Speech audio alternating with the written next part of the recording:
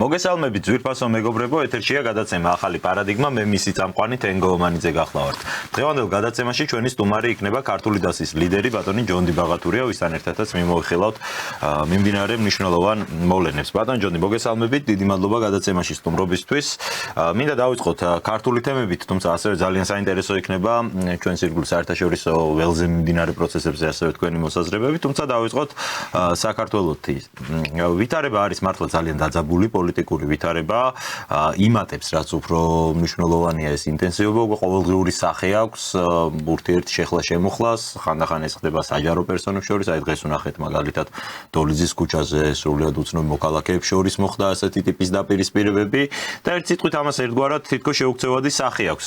სადამდე შეიძლება რომ ეს გააგრძელდეს თქვენი აზრით, გავართ თუ არა უფრო მნიშვნელოვანი ესკალაციის და შეგვიძლია ვთქვათ კატასტროფის წინაშე ამ მხრივ და რა როლი აქვს ამ ყველაფერში სახელმწიფოს, როგორ უნდა იმოქმედოს სახელმწიფომ, რომ ეს წინააღმდეგობრივი ფონი შემცირდეს? პირველ რიგში სწორად რომ შევაფასოთ შექმნილი ვითარება. ნაწილობრივ არ უნდა დაგითანხმოთ, რომ არის დაძაბული პოლიტიკური ვითარება. დაძაბული პოლიტიკური ვითარება არის საინფორმაციო ველში. ჭიქაში ქარიშხალიო ხო გაგიეთ ესე ტერმინი. ასე ჭიქაში ქარიშხალი არის ატეხილი საინფორმაციო ველში. როს დაძაბულობა არსებობს რეალურ ცხოვრებაში, ანუ მხარდამჭერი გადატრიალებას, ხელისუფლების დამხობას, ხელისუფლება შეიძლება მხარდამჭერები და მოწინააღმდეგეები ყავდეს, მაგრამ ხელისუფლების დამხობის მხარდამჭერები ძალიან ცოტაა და ეს ჩანს ეგრეთ წოდებული ოპოზიციის სტრატეგიაზეც. რამდენი კაცი იყო დოლიძეზე ხო არ გინახავთ მომიტინგეების? არც თუ ისე მრავალრიცხოვანი. 15-20-ზე მეტი? არა. შეიძლება 20 ხო, შეიძლება 25, ხო? ახლა მე მაგ დროს გამოვიარე ახალი გზა რო გაეჭრა და იქ დაახლოებით 10-15 ახალგაზრდა გოგო და ბიჭი იდგა და შეგნებულად გადმოვედი მარჯვენა მხარეს, საითაც იდგნენ და მინდოდა შემეხედა რა სახეებისთვის რა. აბსოლუტურად ახლა შეიძლება ძალიან ჭკვიანი ბავშვები იყო, მაგრამ აბსოლუტურად უთხრი სახე იყო, ანუ წარმოდგენა არ ქონდათ რატო იდგნენ. ესე იდგნენ და იცინოდნენ და ხალხს ხო, ნუ გასაგებია ხა. საერთოდ გარწყმაში არ იყვნენ, რა უნდა რისთვის არიან გამოყენებული. დაახლოებით ორი კაცი, აი ორი იდგა, ერთი სამი კიდე იქ იჯდა, შეიძლება ერთად იყვნენ და იმას ცხენოდათ, მელიქიშვილზე რო ჩამოვიარა, აი სასწავლო საქართველოსთან არ მისული. უნივერსიტეტ კეკელიძიდან სასწავლო საქართველოსთან არ მისული. ანუ მათ მხარდამჭერები არ ყავთ, რესურსი არა, ადამიანური რესურსი არა, თუმცა რეპუტაცია რა აქვთ. მთავარი მათი პრობლემა არის, რომ ისინი რეპუტაციულად არიან გაკოტრებული, ავტორიტეტები არ ყავთ. ხო, მაგრამ ეს გამორიცხავს ესკალაციის შესაძლებლობას. არ გამორიცხავს, არა, ნახ და რა სტრატეგიაზე არიან გადასული. რომ ასეთი პატარა ჯგუფები და იქნებ ვინმე გალახოს, სადმე ვიღაცა მოკვდეს, შეიძლება თვითონ მოკლან ვინმე თავისიანი. რაც იქნება ერთგვარი მუხტი ნაპერწკალი, რომ გადაიზარდოს მეს რაღაცა სახალხო ხელვარებაში. ვიმეორებ ხელისუფლებას მოწინააღმდეგეები ყავს. 1,200,000 ხმაში რაც ხელისუფლებამ აიღო. ნახევარი თუ არა, ერთი 30% მაინც მის მიმართ არის კრიტიკულად განწყობილი. აი არ ვიცი უნდა ვამბობდე თუ არა ამას, მაგრამ ну კარგი ხა თავ შევიკავ, მაგრამ ბევრი ადამიანი, ძალიან ბევრი ადამიანი წვავეთ კრიტიკულად განწყობილი ხელისუფლების მიმართ, იმის გამო რომ სხვა გამოსავალი დღეს არ იყო, თუ არა ამ ხელისუფლების გამყარება და გამაგრება, მივიდა და ხმა მისცა. ანუ ამომრჩეველი და მხარდამჭერი ეს ცოტა ორი სხვადასხვა ცნება. სხვადასხვა რამე. თუმცა ხელისუფლებას ყავს დიდი რაოდენობა მხარდამჭერების, მაგრამ დაახლოებით ალბათ 700-800,000 კაცი მათი სტაბილური მეტავზე ყოველ შემთხვევაში სტაბილური მხარდამჭერია, მაგრამ 200-300,000 ხმა მინიმუმ ხელისუფლებამ დაიმატა, ეს ცოტა არ არის. ახლა ნახე წარმოიდგინე კიდე ადამიანებს დაახლოებით 25%-მდე არიან ადამიანები, რომლებიც იმდენად იყვნენ გაბრაზებული ხელისუფლებაზე, რომ ხელისუფლებას მიუხედავად შექმნილი ვითარებაზე ხმა არ მისცეს, ეს მოდათ რომ ნაცმოძრაობისთვის და აი ამ ბრბოსთვის ხმის მიცემა არ შეიძლებოდა და დაუშვეს შეცდომა და გახარიას მისცეს ხმა და ხაზარაძეს. გახარია ხაზარაძე წარმოჩენდნენ თითქოს ნაცების და კოცების ალტერნატივას. ხო, ნუ მათ ეს ხოთაშორის ეს ძალიან საინტერესო ელექტორატია. ეს ეს ელექტორატი ჩვენ ხელიდან არ უნდა გაუშვათ. ეს ყურადღება მისაქცევი ელექტორატია. ეს არიან ღირსეული ადამიანები, რომლებმაც თავისთავად შეცდომა იმით, რომ გახარიას და ამას მისცეს ხმა, მაგრამ სხვა ვისთვის მიეცათ. არ უნდათ ქართულ ოცნებისთვის ხმისმა და პირველ რიგში ქართულ ოცნებას ბრალს აშიდებდნენ. იცი, რასაც თვითონ ქართული ოცნება ეხლა აცნობიერებს. იმ 9 წლიან კოლაბორაციაში დანაშაულებრივ რეჟიმთან, რომელიც ქართულ ოცნებას ჰქონდა გაჩახებული. თუმცა აი ეს ესკალაციის საფრთხე თქვენც როგორც თქვით მაინც არსებობს მიუხედავად იმისა ოპოზიცია არის თუ არა გაკოტრებული ამ პროცესში ჩვენ ხედავთ რომ ფიზიკურ დაპირისპირებებამდე მიდის უკვე ხო საქმე რამდენიმე ინციდენტი ვნახეთ არაერთი ყოველდღიურად ხდება რაღაც ამის მსგავსი აი რა უნდა ქნას ამ დროს ხელისუფლებამ როგორ უნდა იმოქმედოს რა სტრატეგია შეიძლება მას ჰქონდეს და რა არის ასე დროს გამოსავალი რომ არ გაექცეს მართვის სადავეები ხელიდან იცი რა არის აი საფრთხე არსებობს იმის გამო რომ ანუ ქვეყანაში დესტაბილიზაციის საფრთხე არსებობს იმის გამო რომ გარედან ძალიან დიდი გლობალური ძალა ცდილობს ხელისუფლების დამხობას არაკონსტიტუციური გზით და საქართველოში ქაოსის მოწყობას საომარ დაპირისპირებას საქართველოს ჩათრებას შესაბამისად ისინი ელოდებიან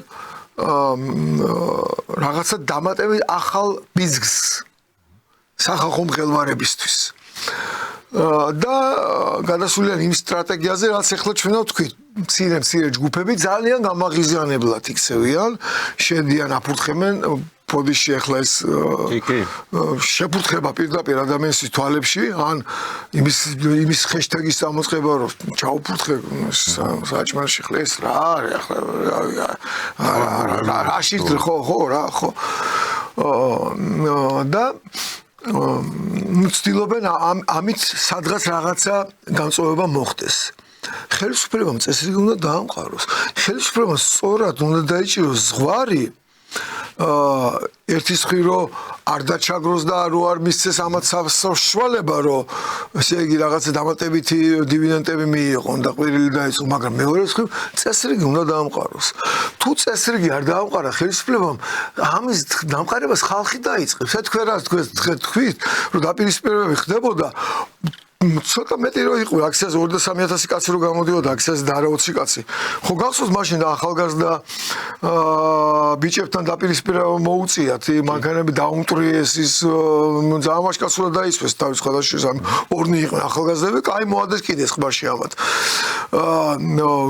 ისეს რა ყველა ასე არ გაპატიებს ჩემო კარგო ნამდვილად აჩერები შეურაცხყოფას აყენებენ და ხო უპირისპირდება ხალხი ამიტომ მე ჩემი დასამყარებელი ან ჩემში გულისხმობ საზოგადოებას და ხალხს ჩემი დასამყარებელი არ უნდა გახადოს ხელისუფლებამ წესრიგი თორემ მაშინ თუ ხალხმა დაიწყო წესრიგის დამყარება მაშინ ამ ხელისუფლებასაც მიახვეტავს ამათთან ერთად ხო თუ დავინახეთ ის რომ არ არსებობს მათი საჭიროება რა ამიტომ ხელისუფლებამ არ უნდა გამოსაზრდოს ხალხის ნერვები გასაგებია სწორი სტრატეგია მე იმას არ გულისხმობ რომ ახლა გალახოს და თან ესენი უდანაშაულობავშვები არიან მაგრამ ამათ მეთაურები ყავს დაახლოებით 200-300 კაცს უნდა მიხედვა გეთანხმებით აი ბატონ დიმიტრი იყო სხვა შორის პარასკევს ჩემი სტუმარი ლორდ კიფანიძე ზუსტად იგივეს საუბრობდა ისიც ის დღე იყო აი ბაბილოსთან რომ მოხდა ინციდენტი და იგივე რეაქცია და ალბათ ეგ არის სწორი რომ აი რას საჭიროა შოუების დადგმა მართლაც არიან ორგანიზატორები ყველა აქციას ყველა აქტივობას ხავს თავის პასუხისმგებელი პირი და ალბათ იმ პირებთან არის სამუშაო ინფორმებით რასაც რა თქმა უნდა კანონიც ითვალისწინებს და სახელმწიფო ინტერესებშიც არის აი ყველა მტკიცებულება არის სახელმწიფო გადატრიალების მცდელობის ძალადობრივი გადატრიალების არის ჩანაწერები კონკრეტული ვიდეო ჩანაწერები როგორ ამზადებენ ბავშვებს მოლოტოვის კოქტეილების სროლაში ქვების სროლაში კორდონების გარღვევაში მოლოტოვის კოქტეილებით ბაბუაჩემი მეორე მსოფლიო ომში გერმანელების ტანკებს აფეთქებდა ეს შეერაღებული გადატრიალებაა ჩემო კარგო იარაღია მოლოტოვის კოქტეილი ტანკებს აფეთქებდა მეთქე ბაბუაჩემი მარტო არა სხვებიც ეს იარაღი იყო. მაგისთვის მოიგონეს. ეს არის ყუმბარა, ხო? ეს არის ყუმბარა, რომელიც ტანკს აფიცვავს, ცეცხლშეს თუ იქ გაარტყამდი, სადაც მას საწვავის ავზი ქონდა, ხო? ძალიან დიდ აფეთქებას იწვევდა. მინიმუმ ეკიპაჟს უწევდა იქიდან ამოძრომა და მე ჩასაფრებული იყო, რა ქვია, ნაკეთი ჯარისკაცი. ავტომატჩიკები, მოდი ესე ვთქვა, ხო, ჯარისკაცი, ავტომატჩიკი, რომელიც ხოცავდნენ ამათ. ამას იყენებენ ახლა სახელმწიფო უწყების წარმომადგენლების წინააღმდეგ და არ უნდა იყოს ეგ დაუჟელი. ხელისუფლებამ დაანონსა საპარლამენტო კომისიის შექმნა, თქვენ თქვით, რომ საზოგადოების დიდი ნაწილის განწყობა არის ასეთი, მათ შორის ხელისუფლების ამომრჩევლების კომისიისა, რომელმაც უნდა შეისწავლოს 2003-2012 წლებში მომუშავე პოლიტიკური თანამდებობის პირების საქმიანობა. რა მოლოდინები გაქვთ თქვენ ამ კომისიის მუშაობასთან დაკავშირებით? ეს არის ნაცების გასამართლების პროცესი დაუშვათ, რომელსაც გვირდებოდნენ. როგორი უნდა იყოს თქვენი წარმოდგენით ეს კომისია და აი შედეგებზე რა პროგნოზი გექნებოდა? აი ეს კომისია არის მე მგონი ბოლო შანსია ხელისუფლების და საზოგადოების ხელისუფლებას და საზოგადოებას შორის ნდობის აღდგენის საზოგადოების იმ ნაწილს შორის, რომელსაც 3 წლის განმავლობაში რასაც ხელისუფლება აკეთებს და მაინც რო არ ენდობიან. მაინც ველი რო ახსოვთ. ის კოლაბორაცია, რაც ამ ბანდასთან, ამ კრიმინალურ ბანდასთან ქონდა. თუ ამას ახლა ეს გამოყენებული იქნება სასწრაფო სანახაობად და მე კულისებში გარიგებებისთვის, მაშინ ეს ნდობა საბოლოოდ დაიკარგება. ეს ძალიან ცუდია.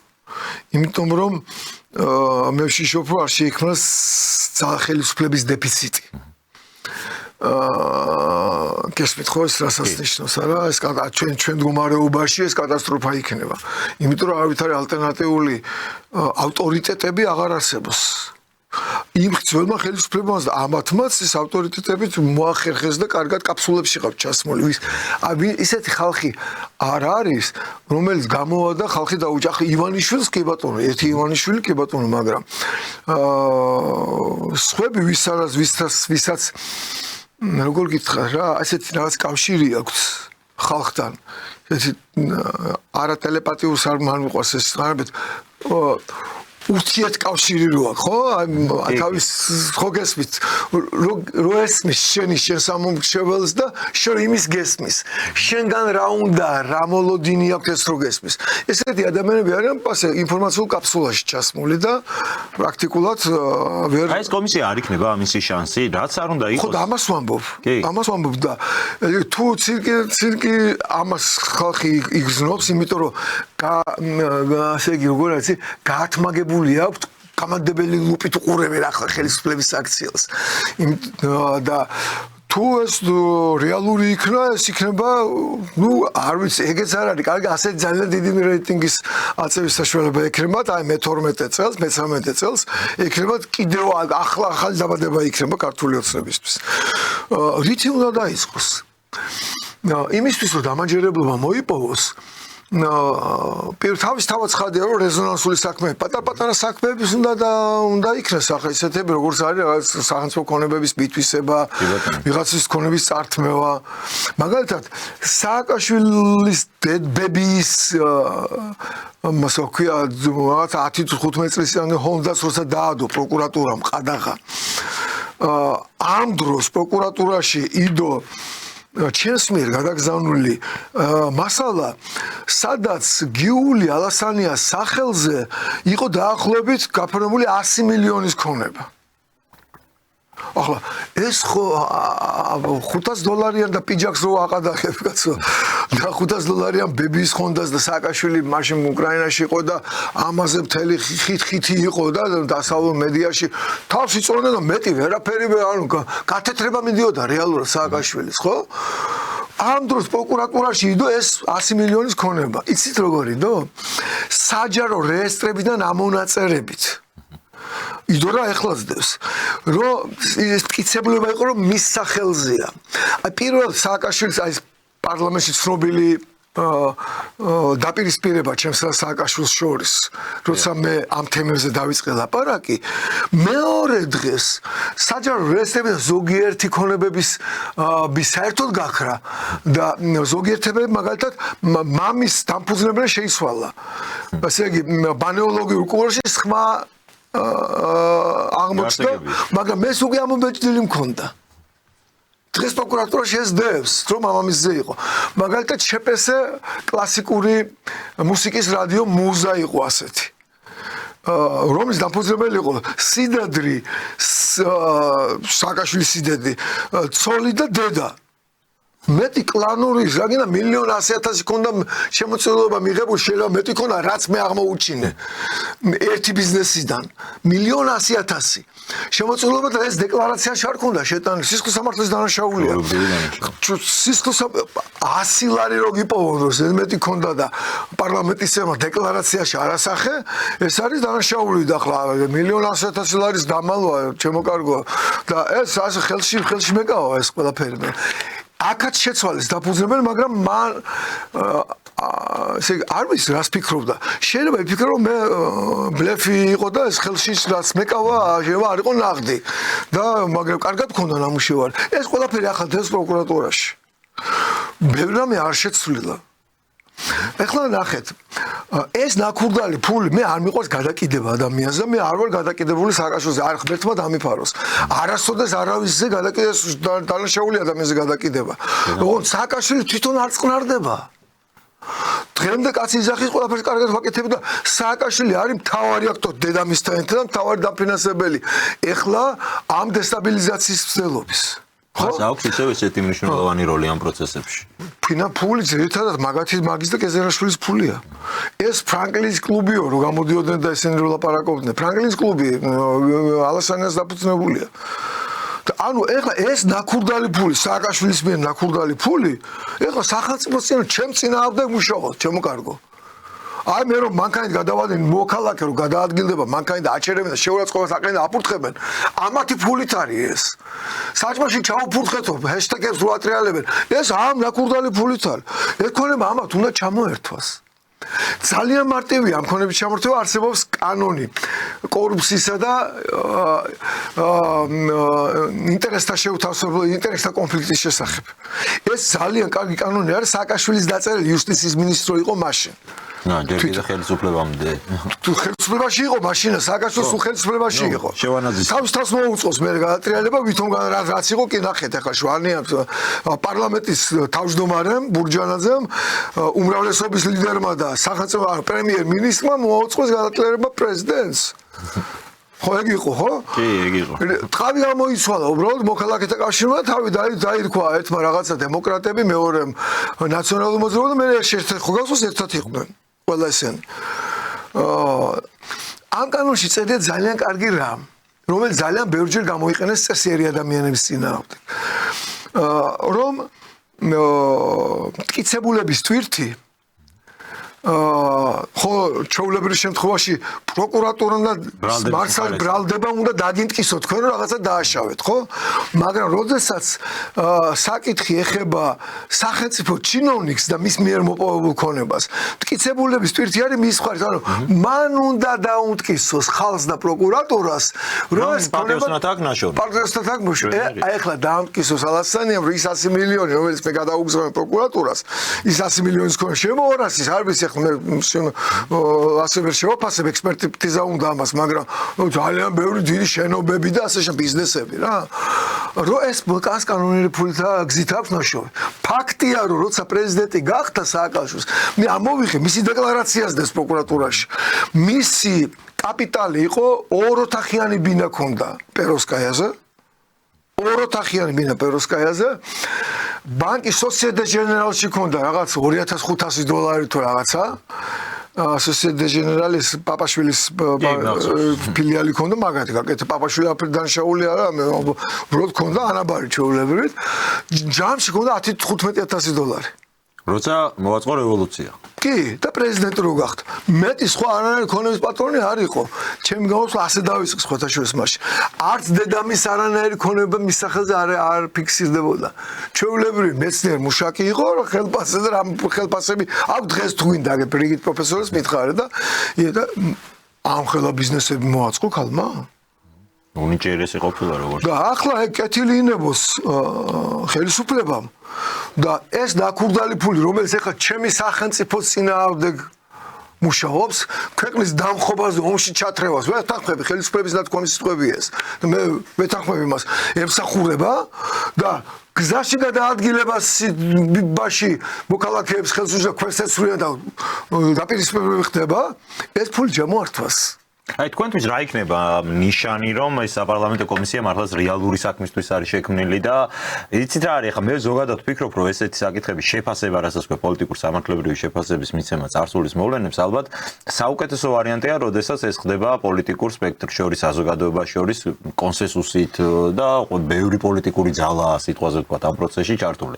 ეხლა ჩვენ გვესმის რომ ამ საპარლამენტო კომისიას ერთპარტიულ რეჟიმში მოუწევს მუშაობა. ანუ ნებისმიერ ვარიანტში რაღაც ნდობის დეფიციტი მაინც გაჩნდება. არგუმენტი იარსებებს, რატო არ უნდა ვენდოთ პირობითად ამ კომისიის საქმიანობას, იმიტომ რომ ეს არის ერთპარტიულ რეჟიმში. როგორ ფიქრობთ, აი ხელისუფლებისთვის არ იქნებოდა ამ შემთხვევაში გონივრული, რომ პროცესში წარმოეჩინა ზუსტად ის სახეები, ის ადამიანები, რომლებიც არ არიან ბოლომდე ყოველ შემთხვევაში სახელმწიფო გუნდთან გაიგივებული, ან გამოიყენოს ისეთი ინსტრუმენტები, როგორიც არის აი მაგალითად დასავლეთ ძალიან გავრცელებული პრაქტიკაა დამოუკიდებელი პროკურორის ინსტიტუტი, როდესაც აი სპეციალიზებული პროკურორი იქნება კონკრეტული გახმაურებული საქმეების გამოსაძიებლად. ფიქრობს ხელისუფლება აი ამგვარ ნაბიჯებზე თქვენი აზრით? აი არ ვიცი, არ მქონია თემაზე საუბარი არავისთან, მაგათთან, მაგრამ ძალიან ლოგიკურად ამბობთ იმას, რომ კარის გახსნა და ასეთი მრავალფეროვანი კონგლომერატის შექმნა ამის ირგვლივ ეს დამაჯერებლობას მატებს. დამაჯერებლობა ჩვენ გვჭირდება არ მხოლოდ ხალხი, გიული ალასარიანი და სააკაშვილი მის არიან, თელმა საქართველოს მისის. მაგრამ ჩვენ გვჭირდება ასევე გარეთ, ხო? ჩვენ ხო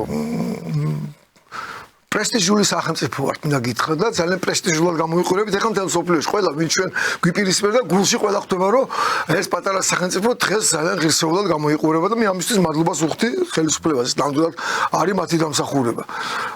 ამიტომ ჩვენს პრესტიჟს ისიჭირდება რომ გარეთაც დაგვიჯერონ. არა მარტო ის არ ნიშნავს რომ თავს არ დაგი გლობალისტები, თავს არ დაგიქნებენ არასდროს. ესენი ჩვენ მტრები არიან, ხო, მაგრამ მაინც მათ ესოდინებათ რომ ჩვენ სწორი ვართ, მაგრამ ხო არის კიდევ მეორე მხარე, ხო, კონსერვატიული მხარეა, ხო, როგორც არის თუ გინდას ახალი ადმინისტრაცია, შეერთებული შტატების, აქეთ ორბანია, ფიცუა, ძალიან სერიოზული ოპოზიციები გაჩნდა და შესაძლოა კიდევაც მოიგონ ახლა გერმანიაში, საფრანგეთში, აგერ ავსტრიაში ხედავთ, ხო, აღიარდა სიტუაცია.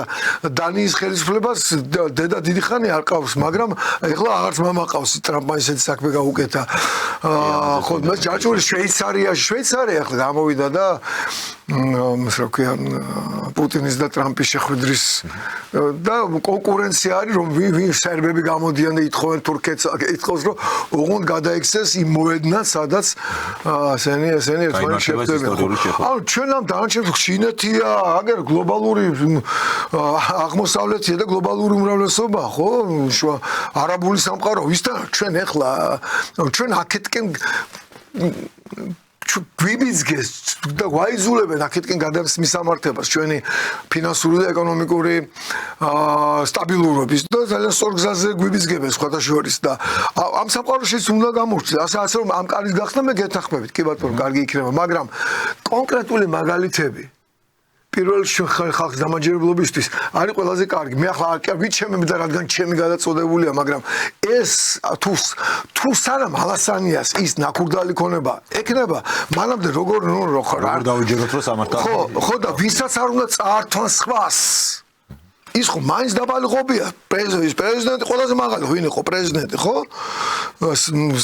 ერთი იუმორისტი რომ მაღალს ეძახდა ხო მაღალი ინსტანცია ეს იყო და ყველაზე მეტი სავარაუდოდ ამანი ქურდა კი ბატონო მე შეიძლება ჩამოვიდეს კეზერაშვილი და რაღაც ამ დონეებს აი ძალიან კონკრეტული მაგალითი შემიძლია გითხრათ კიდე რა მტკიცებულებისთვის ძირითადად ასეთი ყაჩაღური წართმევები ეს სახელმწიფო ქონებებზე იყო ლაპარაკი გულილასანეს ხო? Ας როგორც ხოთში ეს რო არ გამოჩეს. როგორ იყო ეს სააკაშვილი როგორც პრეზიდენტი აწერდა ხელბრძანებულებას, რომლის მიხედვითაც სახელმწიფო საკუთრებაში არსებული ქონება ხდებოდა დედამისის საკუთრება. პირდაპირ ერთი ბრძანებით. ერთი ბრძანებულებით, ეს ბრძანებულებები დებს იქ საქმეში. გასაგებია? აი ახლა წარმოიდგინეთ რა პირდაპირ აი ნუ მეტი რაზე არის ლაპარაკი. ფარაონივით იყო. კანონი არსებობს, შეიძლება ერთლარად ვიღაცას რაღაცა ქონება გადასცემოთ იმას რაღაცა ინვესტიცია. სპეციალური დათქმა არის კაცო იქ რო ან დევნილი უნდა იყოს. ინვესტიცია უნდა ჩაიდოს და ამბავი და მაგრამ დედიკოს და მამიკოს კი უნდა დაურიგოს შეძმა ბიჭებს კაცო. პირდაპირ ახალს მაგაცაც შეიძლება პირდაპირ მორახა დედა რა ბოლო ხო? ამეტი რა უნდა იყოს. ეხლა რა შეეხება აი საბანკო სისტემა. აქ იყო მთელი დანაშაულებრივი ქსელი. იყო ღამის ნოტარიუსები. უფრო ეხლა ძნელია, ჩემო კარგო, 1-200 მილიონის ქონება რო აქვს და დაგითანხმო რომ მოაწერო ხელი, ხო? ამას სპეციალური სჭირდება, ხო? შეშინება შენი, გამიგე ესეთი სტრესული მდგომარეობა უნდა შეგიქმნან. ამიტომ ეს კეთდებოდა ღამით. სანიღბიანების შეჭრით ოჯახებში, ცოლ-შვილის დაწიოკებით და წარმოიდგინე ხა კაც შეიჭრნენ მაშინ ოჯახში, ცოლი კივის, მისთვის ჩამოაცვეს თავზე რაღაცეები, წააცია ხვამით. წარმოგიდგენ კაცი რა არის ოჯახში არ ხდება. დაუხოცე შვილები, ცოლ-შვილი თუ მე გაუპატიურეს თუ არის ის დარც იმედი აქვს რომ მიაღწევს რაიმე სამართალს. არაფერი არის ის, კაცი იზოლირება მიათრეს ნოტარიუსში და ეუნებიან ამას ხელი მოაწყდა დაახვედდეს ყველაფერი. აწერს ხელს ის ამბობს რომ დამალაპარაკეთ ცოლი, დამალაპარაკეთ შვილები, ცოცხლებია? პირველი ხო ეს არის კაცის საფიქრალი. და მე აწერდა ამას ხელს. ნუ სახელმწიფოს ხელში როცა არის ამხელა ბერკეტი ის ყოველთვის შეიძლება. მე მიდიოდა ღამის ტრანზაქციები. ბანკებში. ბანკი რომელსაც 6-8 დააკდავა რომ მიხვიდე, ისე ქვია, ბანკომატში შედიოდი. იქ დამთავრებულია მუშაობა, ხო? შუაღამეზე არის ტრანზაქციები გაკეთებული. აი ქონებების წართმევის დროს. რომელი ბანკია ეს თუ იცით? ეჭვი მაქვს, დღესაც პოლიტიკურად აქტიურია. დღესაც დიახ, ეჭვის გარეშე შეიძლება იყოს ერთადერთი ბანკია, რომელიც ჩართული იყო ამ ქონებების სლექსი ხო ახევის პროცედურაში არ ვიცი ხა იზოლებით იყო თუ რა იყო როგორც საბანკო ტრანზაქციების საშუალება ეს არის ხაზარ ზარ უთქვამს რომ ამას ან იზოლებით აკეთებ და ან ამას აკეთებ და ის ამ საკითხებზე თulis რომ აი მე რა შემიძლია თქვა TBC ბანკი კი არ ართმევდა მე ამას ვერ ვიტყვი TBC ბანკს იყენებდნენ ამ შემთხვევაში TBC ბანკში მიდიოდა შუაღამეს მიდიოდა ტრანზაქციების განხორციელება ანუ ფულის გადარიცხვა გადმორიცხვა როცა ეს ჩამორთმევები ხდებოდა. ანუ ამით ან ფულს ახევდნენ ამ ადამიანს ის შვაღამით გადაურიცხავდა ფულს ვიღაცას რაღაცისთვის, ან კიდევ მის ქონებას რომელიც ღირდა მაგალითად 200 მილიონი გადაუხდიდნენ, ჩაურიცხავდნენ გაყიდვაც გაფორმებულ გადაუხდიდნენ 1.5 მილიონს ან 100.000 ლარს. რომ ამან გაყიდას. უნდა ყოფილიყო თუ ეგრე მოიქცეოდნენ. ბატონ ჯონდი, აი ჩვენ შევეხეთ მათ შორის საგარეო კლიმატსაც საქართველოს საერთოდ მინდა ვთქვა ესეც ინფორმაციული ველი ეტყობა მართლა ისე არის, აი გაყოფილი რომელ არხს უყურებ შეიძლება იმის მიხედვით აღიქვამდეს საერთოდ სამყაროში რა ხდება. ერთი რაც დისონანს დავაკვირდი საზოგადოების ამ აქეთ მხარეს, ეგეთ მხარეს მდგომ ჯგუფებს შორის, ორივე მხარე კმაყოფილია საერთაშორისო პროცესებით. ერთი ამბობს რომ რაც ხდება აი ეს პროდასავლელები ამბობენ რომ ბრმები ხართ ხალხო ვერ ხედავთ რომ ქართული ოცნება არის სრულ იზოლაციაში და არ არსებობს მათთვის არანაირი კარი რომელიც გაიღება სადმე ცივილიზებულ სამყაროში მეორე მხარეს მდგომი ადამიანები ამ პროცესებს უყურებენ საერთაშორისო პროცესებს უყურებენ უფრო იმედიანად ამბობენ რომ პირიქით ეხლა ხდება რაღაც ამ საერთაშორისო მარყუჟებიდან გათავისუფლება საქართველოსი საინტერესოა თქვენ როგორ ხედავთ რეალურია თუ არა საქართველოს იზოლაციის გეგმა რაც აშკარად დევს მეორე მხარეს და რა შეცვლის აი ამ საკითხებში ტრამპის ახალი ადმინისტრაცია აბსოლუტური სიცრუეა რომ საქართველოს იზოლაციაშია იყო ამ ცდელობა ბაიდენის ადმინისტრაციის მიერ და ვერ მოხერხდა. ახლაც ცდილობენ ამას. შესაბამისად ამას ეგრეთ წოდებული ოპოზიცია ხვდება, თუ გახსოვთ, კახარია 20-მდე უნდა მოვასწროთ, თუ ასე კარგად აქვს საქმე, მაშინ დრო მათზე მუშაობს და პირიქით უნდა შეეცადო, რომ ხანგრძლივადიანზე გადაიყვანო. ხო, მაგრამ 20-მდე უნდა მოვასწროთ, რატომ ამოდა 20-მდე მოსწრებას? იმიტომ რომ საქართველოს ვერ მოაქციეს საერთაშორისო იზოლაციაში. აი ეს კრიტიკული განცხადებები წამოვიდა მხოლოდ იქედან, ვისაც ტოტალურ კონტროლსაც ახერხებდა ბაიდენი და ვისაც მომავალი ახალ სამყაროში აღარ ქონდა. აი მაგას შოლცი და შოლც არაფერი არა. ბოდიში ილონ მასკი გუშინში გამოვიდა იდიოტი უწევდა. ეხლა გასმის ნოხა გერმანიის კანცლერს ისიც ხო ოფიციალური პირია ხა შეიძლება ვინმე ჟურნალისტმა გამოვიდა შეურაცხყოფა მიაყენოს ვიღაცას, მაგრამ ოფიციალური პირი შეერთებული შტატების თავისი ნატოს წევრ ქვეყანას და ის კანცლერი არ არის იგივე თლად ხო გერმანია იდიოტს რო ეძახის ეხლა აზია ლაპარაკი. ან ემანუელ მაკრონს ალექსიკით ელაპარაკებიან. ეს არ მომწონს ესეთი ტერმინი, მაგრამ გამოვიყენებ, ეს ჩარეცხილი ხალხია. ახალ შეიძლება 20 წლის მერე ან 10 წლის მერე ან რაღაცა ამათო დაიბრუნეს და ძალაუფლება ხო ეს ხო რაღაცა ციკლურია რა, ამ ეტაპზე მათი ტრენდი. ამ ეტაპზე ეს ჩაირეცხა უკვე. ეხლა უბრალოდ რაღაცა სადღაც შემორჩენილები არიან და ამის გახეხვა დაიწყება 20 იანვრიდან. აი 20-ში ხო შევა კაბინეტში.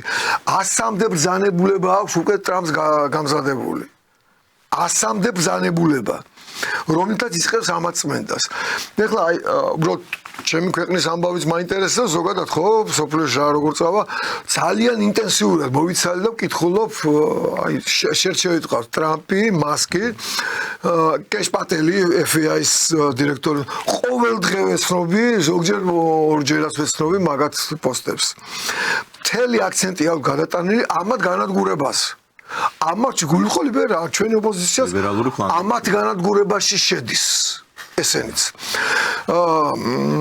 ძალიან აგრესიულად არიან ბილ გეიტსის და ჯან მოს მიმართ. აი 2-3 დღეში ერთხელ ხდება რომელიმე შვილი ივანკა ტრამპი არის ძალიან აქტიურად ჩართული. კეშ პატელი ხშირად წეს, ტაკერ კარლსონიც ძალიან ხშირად საზოგადოებრივ სამზადებენ რომ არის თუ არა დასაჭერი ბილ გეიტსი და ფაუჩი. აკავშირებენ COVID-19 COVID-ის კავშირი ესე იგი მაგ პროცესებთან როგორ ჩანს თვითონ ასე აკავშირებენ ხომ ნახოთ მე გამოძიება რას დადებს და ესე იგი ბილ გეიტსმა მისწერა წერილი ტრამპს რომ აი მე მზად ვარ ვითარამშრ რაღაც და ამათმა ჩაუხსნეს ჯერ ეს დადეს ტვიტებზე და ამაიმუნეს გამასხარავეს რომ ღირს თუ არ ამას თამშროლა და კატეგორიული აღშფოთება იყო სხვათა შორის ძალიან კარგი საშუალება არის ამერიკული საზოგადოების აზრის გაცნობის ხო ეხლა იქ ხო მარტო კონსერვატორები ხო არ კითხულობენ ამას ხო ალბათ ლიბერალებიც კითხულობენ და არ არიან ლიბერალები დათრგუნულ მდგომარეობაში არიან თუ რა არის ისეთი აშკარა დომინირებს ჩვენები დომინირებენ მოკლედ რა ხო გამოკითხებში ხო ანუ გამოძიება იქნება COVID-ზე ვაქცინაციაზე გამოძიება იქნება სიტყვის თავისუფლების შეზღუდვაზე ის რა ქვია Facebook-ზე ამ გამოვიდა ამ კი ბატონო ეს ჯერ კიდევ გრძელდება საქართველოში ქვედა დონეზე ჯერ კიდევ გრძელდება მაგრამ ამას ყველაფერს მოყვება ეს გამოძიებები ფონდებს as USAID-ის და as ფონდები რაც ბიუჯეტიდან ფული მოდიოდა ამ ფონდების ასე იგი კონტროლზე და ასე დათვლაზე მით როგორ იჭმებოდა ფული მოკლედ გრანტები უკრაინაზე ძალიან აგრესიული პოსტები იდება რომ დაუყოვნებლივ უნდა შეუწყვილონ დაფინანსება მე მომხვდა ეგ რამდენად რეალურია თქვენ იქნებით მაშინ ინფორმირებული ტრამპის გამოკითხვა ედო რომ შეუწყვითო თუ არა პირველსავე დღეს უკრაინა რამდენჯერმე დადო ტრამპმა და ტრამპს რამდენიმე ანგარიში აქვს და რამდენიმეჯერ იდო ხალხი იდო ივანკა ტრამპს ედო კეშ პატელს ედო ვის FBI-ის დირექტორად ინიშნება და შესაძლოა ტაგერ კარლსონსაც ვეღარ ვიხსენებ ძალიან აქტიური არის გარგამორჩეს რობერტ კენედი უმცროსი ამ ფაუჩის და ხო ამაზე ვაქცინებზე და ამაზე დიდი ამბები იქნება და უკრაინაზე ამას სარკისებული ასახვა მოყვა თუ დააკვირდით ზელენსკიმს უსმინეთ რა თქვა ზელენსკი გამოვიდა არც მეტი არც ნაკი არაფერი მაგას ის უნდა შეცხოვდეს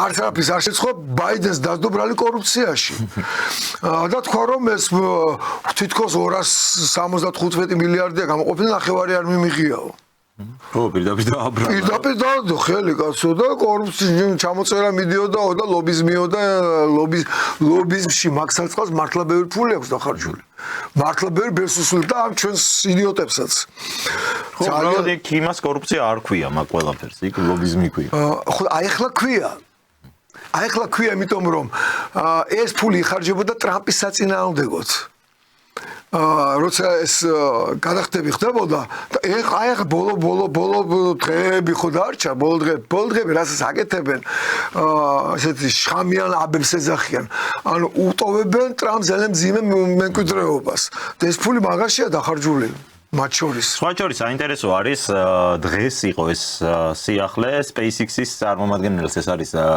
მასკის კომპანია ასე ვთქვათ აი ამ კოსმოსურ მისიებს რომელიც ახორციელებს ის კომპანია და ასევე ეს არის კომპანია რომელიც ქმნის Starlink-ის ტექნოლოგიას სატელიტური $10 თუ მიწოდება ძალიან სწრაფი და მაღალხარისხიანი ინტერნეტის იყო მე მივწერე მაგაზე რომ დიდი სიამოვნებით მივიღებდი შეკითხვას ამარ ხო $10 როგორ თუ არა იყო SpaceX-ის წარმომადგენლის განცხადება სპეციალურად ისაუბრა საქართველოსთან მიმართებაში და გააკეთა ასეთი განცხადება თან იმდენად დეტალურად კონდათ რაღაც ახსენა სვანეთი, ახსენა თუშეთის მაღალმთიანი სოფლებში რომ ხდება უკვე Starlink-ით მიწოდება. ერთ სიტყვით რაზეა საუბარი, რომ ამ შემთხვევაში კომპანია საქართველოს განიხილავს როგორც რეგიონში ყველაზე უფრო სტრატეგიული მნიშვნელობის მქონე სახელმწიფოს, სადაცო რასაც მივაქცია ყურადღება საქართველოს ისტორიულად ჰქონდა დიდი რეგიონების დამაკავშირებლის ფუნქცია და ჰაბის ფუნქციაო და აი კონკრეტულად ინტერნეტის ამ გლობალური ქსელის განვითარების პერსპექტივებში ჩვენი ქვეყნის სტრატეგიულ მნიშვნელობას გაესვა ხაზი. როგორც ჩანს წარმომადგენელს იმდენად კარგად ჰქონდა შესწავლილი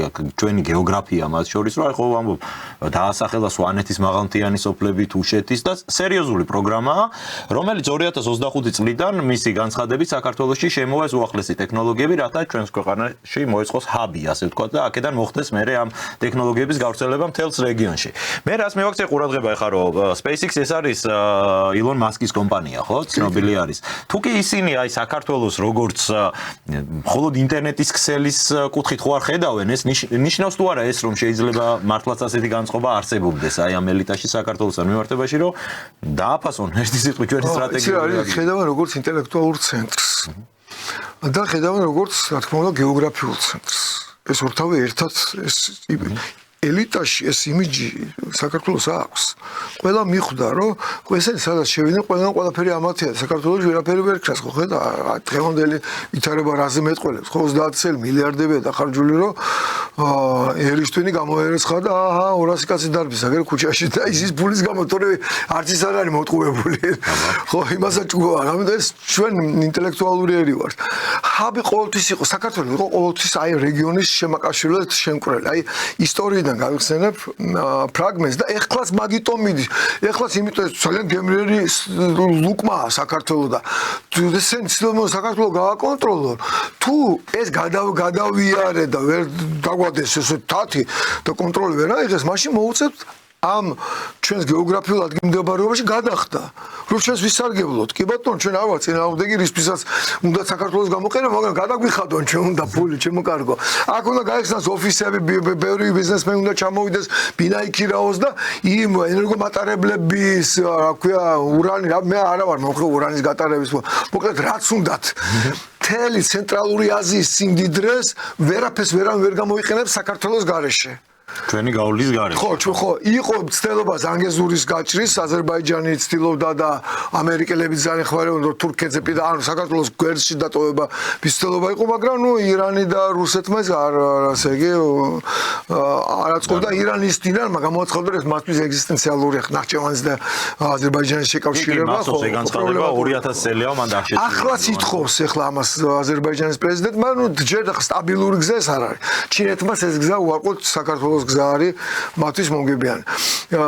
ეხლა რა არის, ეს არჩევანი ჩინეთის და არა მარტო ჩინეთს ისე ნახეთ ერთი ხაზი არის ჩინეთისთვის და ვინ გაგვიკეთა საქმე იცით ამერიკელებმა ამერიკას ხო აუკუსი დრო შექმნეს და რა ქვია მოახერხეს ოკეანების კონტროლი ხო ოკეანების კონტროლი ამერიკელები ბრიტანელები იაპონია ჩაიწერეს ინდოეთი უნდა ვერ ჩაიწერეს მაგრამ ფილიპინები და ავსტრალია არის ამაში ჩართული და რეალურად კირება არა კომფორტულია ბილად რო თქვა რა უსაფრთხო აღარ გახდა ზღვით ლოჯისტიკა ჩინეთისთვის და არ და ჩინეთის ეკონომიკა შეერთებულ შტატებთან ვაჭრობაზე და ევროპასთან ვაჭრობაზე არის მიღმული ხო აზიის ქვეყნებთან ახდენს ის დივერსიფიკაციის ეს ორი ძირითადი მომხმარებელი ყავს მაგას იმ ბაზრებზე შედის ხო ეხლა რუსეთმა შესთავაზა ჩრდილოყინულოვანი ოკეანით აბსოლუტურად ის სხვა არავინ არა ჩინეთი და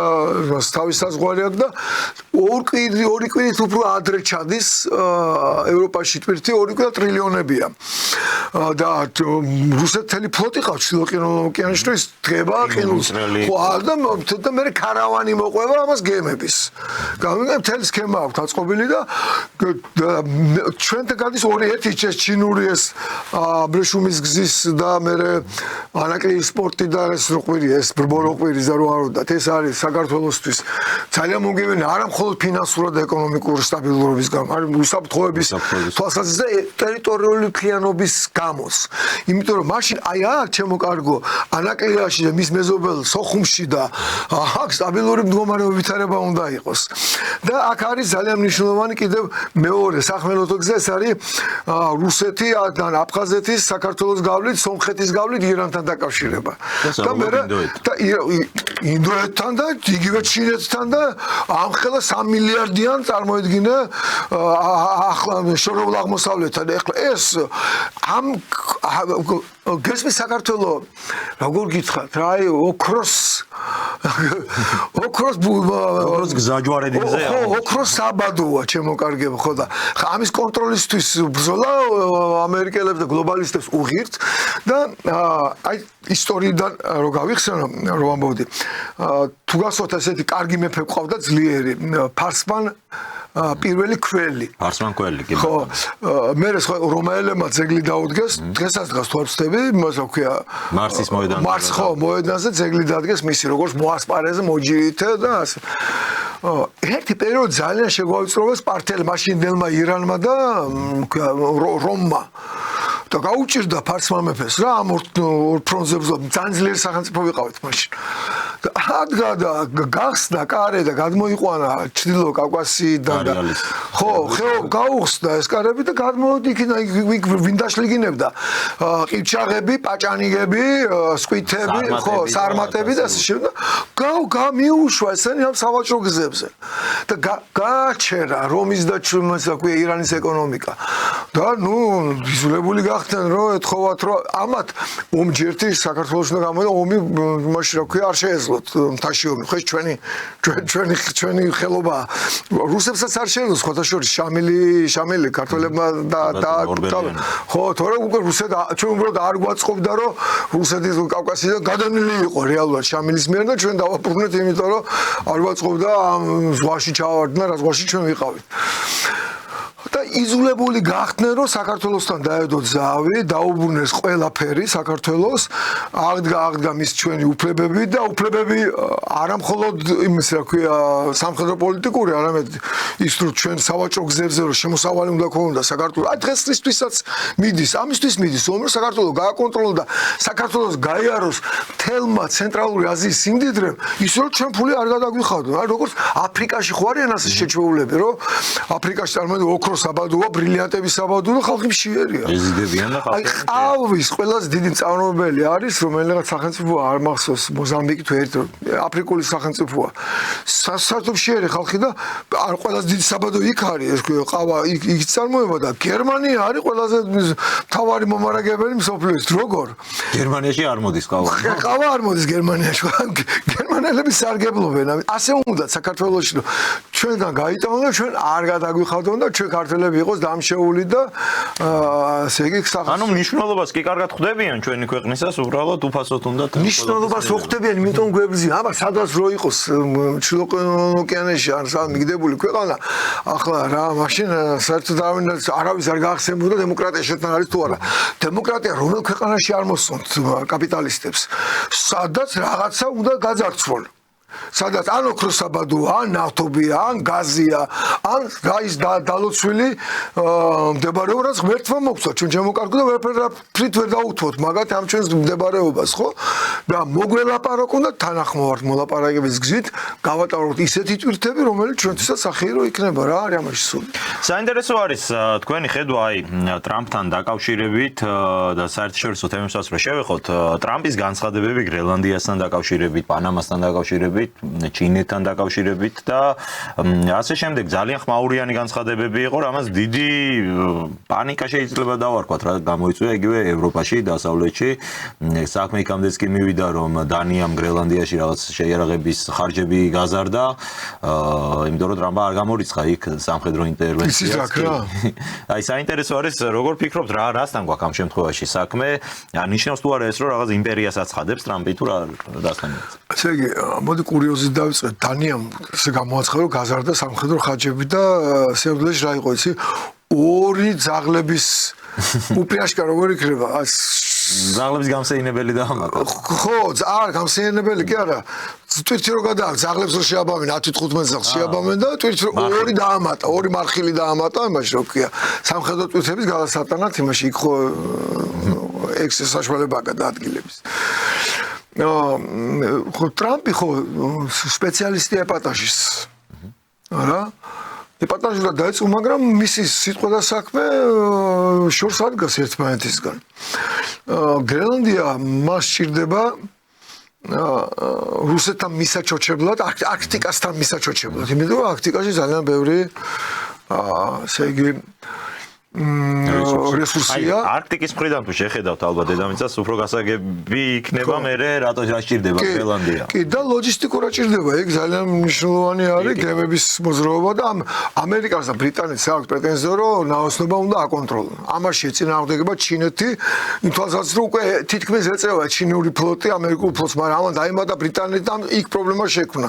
მაგრამ ჩვენთვის სახირო აღმოჩნდეს ჩინეთის ძირობული ხდება რომ სხვა ალტერნატიული ლოჯისტიკური გზებით ალბათ რუსეთთან მოილაპარაკებენ ეგ ჩრდილოეთ და ჩვენთან სწორედ ეს ინტერესი აქვს და ამიტომ აშენებს ახლა ანაკლისპურ ჩინეთი.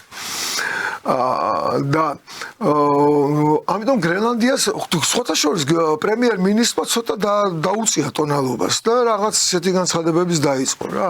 მისი შვილი ჩასული იყო უკვე იქ და იქ როგორც მე მივხვდი უკვე ფორმულაც მომზადებული აქვს, ესე იგი, რა ფორმატით მოხდება მის მითვისება. იქ გაჩნდა ხალხი, რომელსაც დამოუკიდებლობა უნდათ იმისგან, რა ქვია, დანიისგან დამოუკიდებლობა უნდა და ალბათ ამერიკელები დაეხმარებიან ამ დამოუკიდებლობის მიღებაში. რა, ცუდი გამოცდილება აქვს თუ რა სერბეთში ესე არ გააკეთეს და თუ სერბეთი მართლაც ამხელა სახელმწიფოს ესე გაუკეთეს და დაშალეს რამდენიმე ნაწილად, გრენლანდიაში სულ 40,000 კაცი ცხოვრობს და დანიაზეა საუბარი, ნატოს წევრ ქვეყანაზეა საუბარი, რომელიც არ ვიცი ახლა. რომელიც სერბები სლავები არიან და გასაგებია როგორ და რომელსაც ისევე უყურებენ ამერიკელები, როგორც საქართველოს, აზერბაიჯანს, ასე უყურებენ ისინი. ესენი სტალინის გახსენდება ახლა. ვიღაცამ უთხრა, რომ აღარ მახსოვს უკოვმან ვიღაცამ, რომ რომის პაპმა თქვაო, რომ ეს ასე ნუ იქცევით ეს სწორი არ არის და რომის პაპი რომელი მაგას რამდენი დივიზია ყავსო? არ ყავდა რომის პაპის დივიზია, აბა რატო იღლებითო მაგას ლაპარაკით ხო? ანუ ასე უყურებს ტრამპი დანიას და ამ ყველას დანარჩენს, რომ რამდენი დივიზია ყავს დანიას და დანიას ყავს სულ 17 ჩვენზე პატარა არმია ყავს. ჩვენ 25,000-იანი კვოტა ხომ მაგათო და ახლა უგთხოვენ ომს სხვათა შორის მაგათვე დაწესა 100,000-იანი არმია ყავდა ჩვენ. და შეგვეძლო ყოლა და ახლა შეგვიძლია ყოლა და მაგათმა დაგვიწესეს კვოტა და ყავს აგე რაღაცა ფეხბურთის რაზმივით ხო 18,000 კაცამდე მე მგონი აქტიური და კიდე ცოტა რეზერვი ხო და ჩვენზე ნაკლები ყავს დანიას და რაც ქონდა თვითონავი ყველაფერი უკრაინას გადასცა ავიაცია აღარ ყავს და რა წინააღმდეგ უნდა გაუწიოს ну აი რუსეთთან მოლაპარაკება მოუწევს ამ საკითხზე, ხო? ხო ეს რუსებმა თუ გააპროტესტეს და იგივე თუ გაუკეთეს, რასაც ესენი უკრაინაში აკეთებდნენ და შეიარაღეს, ახლა იქ ვიღაცა ნახეს პროტესტანტები, ხო, გრენლანდიელები შეიძლება, ხო? პანამასაც უნდა მოელაპარაკოს რუსებს. პანამაზე თორე ახლა მაშინ რუსებსაც შეუულია, ხო? იქ პანამელების შეიარაღება შეუულია, გვერდით ვენესუელა, კუბა, ნიკარაგუა, ყველგან შეუძლია ანტიამერიკული სივრცე. კი, ხო. ამიტომ თუ დაჭირდებათ მოილაპარაკებენ რაღაცნაირად. ეხლა როგორ ჩანს პანამის ტრამპი ხო ბიზნესმენია. ეჭვგეპარებათ რომ მის უკან ეხლა ბიზნესის მთელი ის დგას და ვიღაცებმა უთხრეს რომ წამოვიღოთ რა.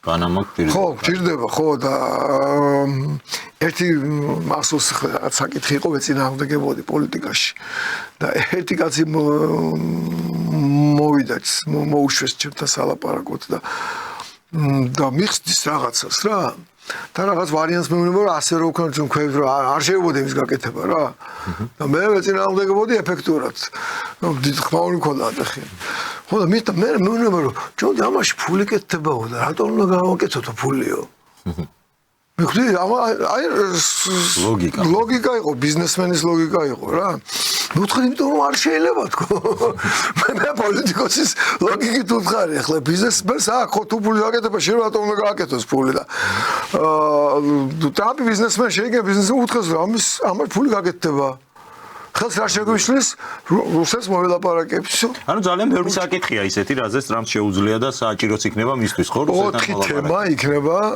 უმსხვილესი ну შეიძლება 4-ზე ვერ მოილაპარაკონ ერთი გრენლანდია, კანადა და ასე რა ქვია, პანამა, ну კანადა ხა მაინც 40 მილიონიანი არ ვიცი როგორ გამოუვათ იქ რა გამოუვათ. მეორე სახელმწიფო სიდიდით მე რუსეთის მე. ხო, და თუ წაიღეს რუსეთზე დიდი გახდება შეერთებული შტატები და კანადა ერთად რაღაც რამდენიმე კილომეტრით რა. და უზარმაზარი რესურსებია კანადას. და დოლარი. აი ბრიქსის ჩანაფიქრი ავტორი რუსეთია ამისი რომ დოლარზე უარი თქვას გლობალურმა უმრავლესობამ ეს არის ამერიკის შეერთებული შტატების თვის საკონტროლო გასროლა ხო ამაზე დგას მთელი ყველაფერი ამერიკის შეერთებული შტატების შეიძლება რაღაცებს ვერ მოილაპარაკო მაგრამ ზოგჯერ ხდება მოლაპარაკება ყველაფერი კი არ ჩაიშლება ამაგა 4 საკითხზე ლაპარაკობენ ხო 3-ზე მოილაპარაკეს და ეს იმ ერთში ბრძოლას გააგრძელებენ ასე იციან დიდმა სახელმწიფოებმა მოილაპარაკეს სადღაც ვერ მოილაპარაკენ იმ სახელმწიფოში ომი აქვს მაგალითად ვიეტნამში ომი რო ქონდა სხვაგან თანამშრომლობდნენ კი ხო უკრაინა თუ იქნება ამ მოლაპარაკების საგანი რო იქნება თავისთავად ცხადია აი მან რა პროგნოზი გაქვს უკრაინა კავკასია და მოლდოვა არც განიხილება არ განიხილება ეს ესმის ტრამპს ეს ისის რომ მაგიდაზე არ უნდა დადოს კავკასია საქართველოს ცენტრით და ეს ისის რომ ხელშეუხებელია და ამაზე არავინ არ დაგელა უბრალოდ არასერიოზულად შეხედავენ და დაჯდება ხო წინას რა თემაზე ლაპარაკობენ ხო ისურება აზრი ხომ და კონდეს ორი ამხელა გიგანტი სახელმწიფოს გიგანტი ლიდერები ორთავე გიგანტი მოგწონს არ მოგწონს ასეთები არიან რა პუტინის არის გიგანტი როგორც პოლიტიკოსი და ტრამპის არის გიგანტი რა ტრამპა გაიარა ნუ არ ვიცი ძალიან დასაფასებელია ხო ეხლა ასეთი ორი მთელი მსოფლიო გიყურებს და ელოდება და შეხვდნენ დაჯდნენ და ვერ მოვილაპარაკოთ დაიშალონ და მე ერთმანეთს დასხონ ბოდიში ჩვენთან რო ის ოპოზიციამ და მე ერთმანეთს გინებას რო იწყებენ ეს არასერიოზული იქნება ხო წინასწარ ხო მუშაობს უკვე მუშაობს მე დარწმუნებული ვარ დიპლომატიურობა აზრები ესენი წინასწარ დადებენ პოტენციური შეთანხმების პერსპექტივას მე შეხედავენ რომ თუ აი ამ საკითხებზე შეთანხმება ბაცხის შეხვედრა და ეს თუ ორთავე შენზენს, ორთავე სახელმწიფო შენზენს, რაიმეს და ამ თავრობებს გააძლიერებს, მაშინ შეხვდებიან და გაფორმდება რომ იმ შეხვედრაზე შეთანხმდნენ, მაგრამ ეს მანამდე ეს იქნება წინასწარ დალაგებული. ხო, და წინასწარ დალაგებული ახლა უკრაინაზე რო დაუწყოს რუსეთს ლაპარაკი და უკრაინის გაყოფაზე თუ გინდა და აფეს არ მისცემს რუსეთი იქიდან მას. რუსეთი ძალიან კარგად ესმე ერთი ნაბიჯი არ უნდა დაუთმოს უკრაინის და მისთვის ეგზისტენცია საქართველოს უსაფრთხოების თვალსაზრისით და არანაკლებ უფრო მეტად სახიფათო შეიძლება იყოს ახლა ერთი ხარკოვიდან რაკეტა სწრაფად მოდისო პუტინი რომ ამბობდა კი ბატონო ხარკოვიდან სწრაფად მოდიდა საქართველოსთან აგ მთელი სამხრეთი ჩამოეშლება მთელი სამხრეთი ჩამოეშლება თუ საქართველოს არ იქნა მინიმუმ ლოიალური მისი უსაფრთხოების მიმართ და უსაფრთხოების ჩვენ თუ არ გავითვალისწინეთ რუსეთი როგორ შეიქმნა ამ ხელა სახელმწიფოდ იცით კი არ უნდა ზერმეტი მიწების რა თუნდა ხელა მიწები უსაფრთხოების თვალსაზრისით ვითარდება ბუნებრივი გეოგრაფიული ბარიერი ვერ შექმნა. გამიგეთ, სადაც ღვამდე რომ მივიწე გეოგრაფიული ბარიერი გაქვს, ხო, სხვა არის. სადღაც ტბა ხო რაღაც არის და აქ ვითარდება მანამ სანამ უსაფრთხოების ბალიშს არ იკეთებს. და საქართველოს თუ არ მისცა რუსეთს გარანტია რომ ის იქნება ამ უსაფრთხოების ბალიშში და არ იქნება და აქ ნატოს ბაზას არ მოაწყობს და აქედან რაკეტებს არ დაუშვენენ და იმას რა ქვია ისლამური სამეფოს ბოევიკებს არ შეუშევენ ჩრდილო კავკასიაში სადაც მათ თანამგზავრობები ყავს. ხო გახსოვთ ახლა 90-იან წლებში ტერორისტული აქტები და ამის გამკეთება ეს მithumedes სირიის მოვლენების შემდეგ ამას ჩვენ ვაკეთებდით. იმიტომ გადავიკიდეთ ჩვენ რუსები. ამა ჩვენზე გადიოდა ეს ხალხზე პანკისის ხეობა და ისე დაშლიგინოდნენ ეს ბასაევები და ისინი საქართველოს ტერიტორიაზე როგორც არაფერი. ხოლო ამაზე პასუხი ვის ხა ძველ მთავრობას დიედა იყავ, მაგრამ ამის იგივეს გაკეთება უნდათ ეხლაც. ხოლო ამიტომ ახლა შორის აი თქვენ რასაც ამბობთ, ერთ-ერთი ოპოზიციური არხის ეთერში იყო, არ ვიცი უბრალოდ იმ ადამიანის სახელი გვარი, ამიტომ ვერ მოვიშველებ. უბრალოდ ეს თემა მათ შორის ლიბერალურ ფლანგზეც განიხილება, ოღონდ პოზიტიურ კონტექსტში ეს ადამიანები საუბრობდნენ და დისკუსია იყო ესეთი, რომ საქართველოში რთული იქნება რუსეთისთვის ომი თუ უკრაინაში და ეგ არგუმენტი ჰქონდათ, რომ თქვენო არ გესმითო, რომ საქართველოს რუსეთის ტერიტორიაზე ყავს მოკავშირეებიო და ჩვენ ახლა ჩრდილო კავკასიელების შეიარაღებით უნდა ვიყოთ დაკავებული, ანუ ზუსტად ეგ სცენარია, რასაც თქვენ ამბობთ, უბრალოდ ამისი გაკეთება უნდათ და გონიათ რომ ეგ არის სწორი ქვეყნისთვის თუ საქართველოსთან მოხდება ჩრდილო კავკასიის აფეთქება. ხო, აბა მე სანერეჯელება ამ ქვეყნის ინტერესებში. სადმე ისტორიული იმაში არ მოიკითხეს, რასაც ესენი ამბობენ, მე გეუბნები ეს არ შეიძლება ამის გაკეთება. არ შეიძლება, იმიტომ რუსეთი თავის უსაფრთხოება კუთხეში უნდა მოიმწყდიო ადამიანი და ამ ხელა გიგანტი სახელმწიფოა. გამბირთული სახელმწიფო. ხო, ჩვენ საინტერესოა რომ ვისაუბროთ ევროპაზეც და ევროპაში შექმნილ კრიზისზეც, რაზეც ასე თუ ისე ვთქვით, თუმცა განსაკუთრებით მაინტერესებს ენერგეტიკული ომი შეგვიძლია დავარქვათ, რაც ხდება ევროპაში. უკრაინის გადაწყვეტილებით 1 იანვრიდან გაზის მიწოდება, რუსული გაზის მიწოდება ევროპაში შეწყდა. ამას ძალიან მწვავე რეაქცია ჰქონდა განსაკუთრებით აღმოსავლეთ ევროპის ქვეყნებში, იყო ფიცოს განცხადება, ფიცოს არათუ მხოლოდ განცხადება, ნაბიჯები, იქ უკრაინელ ტოლვილებს რაღაც შეღავათები მოეხსნა, ზოგის დეპორტაციაც ხდება, განიხილავს კიდევ უფრო მძიმე ნაბიჯებს სლოვაკეთი, იყო უნგრეთის პოზიციაც. რამდენად შორს არის, ასე ვთქვათ, ეს ბრძოლა ამ ხრივ წასული, რამდენად დიდია კრიზისი ამ ხრივ ევროპაში და არის თუ არა ეს ენერგეტიკული კრიზისი ერთ-ერთი წახნაგი კიდევ უფრო დიდი გლობალური კრიზისის, რაც ევროპაში დგას. ეს არის ნაწილი შეერთებულ შტატებსა და რუსეთს შორის ევროპის ენერგეტიკული ბაზისის ომის. და ეს ახლა რასაც ვლაპარაკობთ ლოჯისტიკაზე. აბრეშუმის გზა და ფარსმან პირველი ქველი და ამდენი, იმიტომ გავიხსენე, ეს გზა არის. უკრაინაზე გადიოდა ერთი ხაზი და ამ ხაზის გადაკეთვა. ეს გააკეთეს შეერთებული შტატების დაკვეთით, რომ ევროპის ბაზაზე შეიქმნას დეფიციტი და მე ამერიკელებმა უფრო ძველ გაყიდონ თავისი გაზი. ხო, ამით იყო ანადგურებენ საკუთარ მოკავშირეს, წესით რომელიც უნდა იყოს მათთვის. ეს მოკავშირე ევროპა შეერთებული შტატების გონია მიამით ან გულუწყვილო ადამიანებს და ან ეს უბრალოდ სიტყვების გადამისთვის არის ეს სიტყვა გამოყენებული. ერთ-ერთი თავარი ხეირი შეერთებული შტატების უკრაინაში გაჩაღებული ომის ცდილობენ რომ ამაში სხვა ევროპული სახელმწიფოები ჩაერთონ ცოტა უფრო გაცდეს უკრაინის საზღვრებს არის ევროპის ეკონომიკის განადგურება. შეერთებულ შტატებს მე ამ თემაზე ვილაპარაკია სამი ძირითადი ეკონომიკა ერთმანეთს ყოველდღე ახლა მეოთხეც გამოჩნდა მას ინდოეთის სახით, მაგრამ ჯერ ისეთი არ არის რომ ახლა შეერთებულ შტატების კონკურენცია გაუწეს არის ჩინეთი, ევროკავშირი და შეერთებული შტატები. აი ეს სამი ძირითადი ეკონომიკა არიან ერთმანეთის კონკურენტები. ჩინეთს აგერ ვლაპარაკობთ ხო როგორ ასუკეთებს აუკუსი მთელი სამხედროის შექმნა, აღმოსავლური ნატო შექმნა იმის გამო რომ ჩინეთის ტვირთებს გადაადგილება ესე იგი შეუზღუდოს და გაუძვიროს, ან ლოჯისტიკა გააძვიროს მინიმუმ, ხო? ევროკავშირის ეკონომიკაც მისი კონკურენტი ეკონომიკა მანქანათმშენებლობა და ნახეთ ამერიკულ ფილმში შეხედეთ გატენილი ევროპული მანქანებით. შესაბამისად ევროპის ეკონომიკის ჩამოსვლა ნიშნავს ეკონომიკის გაძარს, სულთა განგსტერული აზროვნება აქვს. აი ფილმებში ხო გვინახავს შე რომ ორი კაზინო რო აქვს და რესტორანი რო აქვს ვიღაცას და ერთი მაფიოზი მეორე მაფიოზის რესტორანში სროლას მოაწყობს ან ცელს საუკეთეს რაღაც რა. რატომ? იმიტომ იმის კლიენტები მე გადმოდნენ ამასთან ივლიან, ხო? ხო? იქ არასტაბილური აქვს, სტაბილურია, ხო? ამიტომ ეს აქ არასტაბილურობას ქის იმის რომ მე ამათ Volkswagen-ს და ამას შესთავაზო არ ჩემთან სტაბილურობაა და ჩამომბრძანდა აგერ ამერიკაში აკეთ.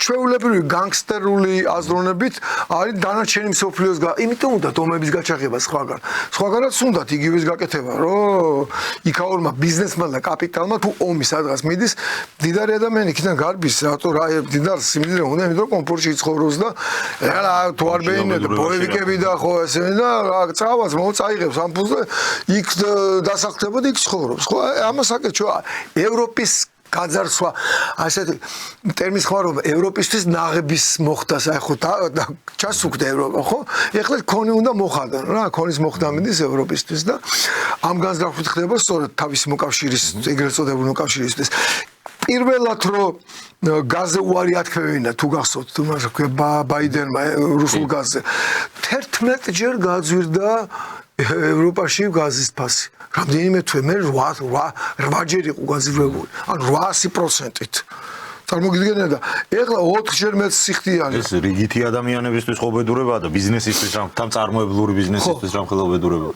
და რატო რამ გაძვირა იმიტომ რომ მარტო თვითონ დარჩენ ექსკლუზიურ და თვითონ ზვირად შეიტანეს ანუ უარი ხო ათქმევინა მარტო იმით კი არ დაგაყოფილდა რომ აგერ თავის გასაწყიდიან და კარგ ფასში ხო ხან რუსეთის სულელი ხო არისო ისეთ ფასში ყიდა რომ აწყობდა ხო კიდე გაუძვირეს იქეთ და ბოლოს მე გახსოვთ მაკრონმა გააკეთა განცხადება 100 მეგობრობა არ გამიგიამეო და მაკრონი და შოლცი ხელ ჩაკიდებ ჩავიდნენ და ეგ ელაპარაკეს და დააწევინეს ფასები კი ბატონო და მარტო ეგ არ აკმარეს საერთოდ მთელი ლოჯისტიკური პროექტები აუფეთქეს გერმანიას ასე რომ ეს კრიზისები თუ ეხა ჩანაცვლება მოხდა იმის რა ქვია ამ ელიტების თუ მოვიდა რეალური ელიტა ხა ალტერნატივა გერმანიისთვის ვერაჩერებენ ლეპენს და სავარაუდოდ თუ არ მოკლეს მოიგებს არჩევნებს ლეპენი იმიტომ რომ ნომერ პირველი კანდიდატია ახლა საპრეზიდენტოზე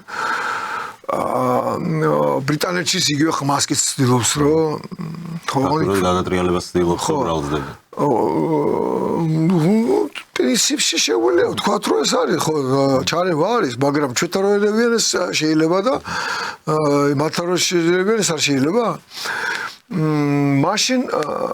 მაშინ ახლა ეს ქვია Sara ვაგერტნეს უსმენდი ახლა და ალტერნატივა გეორთავი ამბობს რომ იმ ხაზსაც აგადგენს ჩილოეთის ნაკადს და მეორე ზაფსაც გაიყვანებენ და რატომ ეხლა რომ გერმანიამ გაიყვანოს აღადგინოს ეს მიწოდება როგორ სიმდიდრეს როგორ გამდიდრდება გერმანიის ბიუჯეტი და გერმანელი ხალხი იმიტომ რომ ეს იქნება ძალიან დაბალ ფასში და გერმანია დაიწყებს სხვა ევროპული ქვეყნებისგან რევერსის საშუალებით გადაწოდებას და ანუ მათ მიყიდის ამ გაზს გერმანია გახდება ახლა ხაბი როგორც ამაგალად თურქეთი ახლა ერთ-ერთი ხაბია თურქეთის ხაზიდან შედის ახლა ევროპაში გერმანიაში ოცნება ყოველთვის ხო მათ შორის ხო რა თქმა უნდა ამას აკეთებდნენ კი საინტერესო არის რომ ბოლოსკენ თქვა 2-20 სიტყვა საქართველოს ალტერნატივების შესახებ ჩვენ თქვით რომ დასავლეთთან არის გართულებული ურთიერთობები ეს მეც ვფიქრობ რომ არ არის რაღაც შეუქცევადი პროცესი და ალბათ